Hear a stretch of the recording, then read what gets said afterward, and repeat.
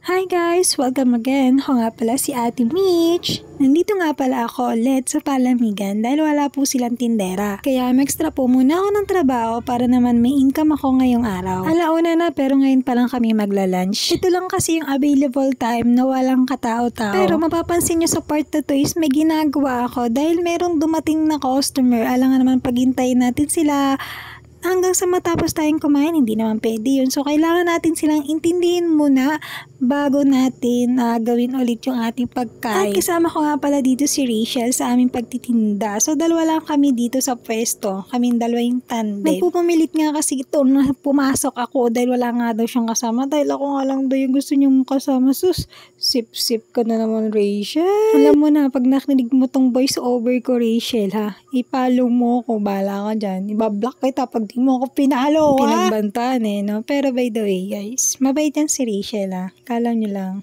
Mabait talaga yan kahit kaganyan-ganyan yan. Napakamasiyahin. So, yung kaming dalawa nga yung nagtandem dito is wala kaming ginawa kundi tumawa, mag-joke, magbiroan ng kung ano-ano sa aming mga Kaya ayun, close kaming dalawa. Sabi nga niya dito, sus, ipinakita ko ni Ate Michelle sa vlog niya.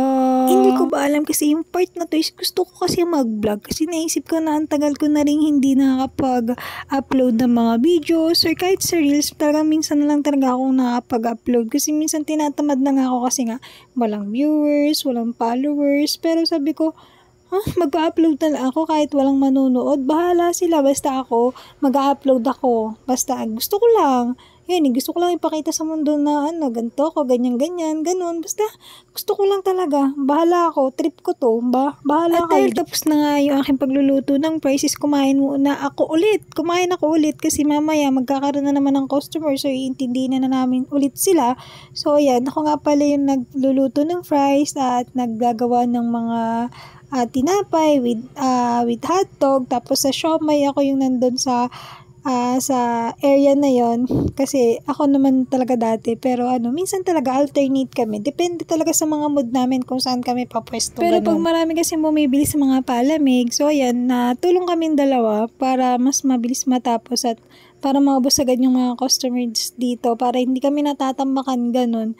Basta kung saan yung part na madaming bumibili, dun kami pumupunta. Sa part nga na ito is pinibilisan ko na yung kain para naman mabusog ako dahil namaya sasabak na naman kami sa mga pabilisan. So yan, pabilisan ng trabaho dahil sa dami ng taong bumibili ng price. So yan, pinakamarami kasi bumibili is yung fries tapos palamig. So yan, iyan yung mga area na madaming bumibili. Kaya kailangan natin ng energy para mamaya pag dating kasi ng mga hapon, ayan, napakadaming tao dito. So habang kumakain nga ako, si Rachel is gumagawa siya ng putlong dahil may 3 order ng putlong. So siya na lang daw ang gagawa para kumain ako para mamaya is siya naman yung kakain. So, ayan, palitan lang kami. Ganun lang, guys. At dahil nga tapos na akong kumain, nilinisan ko na yung aking pinagkainan. So, nagpunas-punas na ako dito para malinis naman tingnan yung area ko at kaayang-ayang tingnan sa mga customer.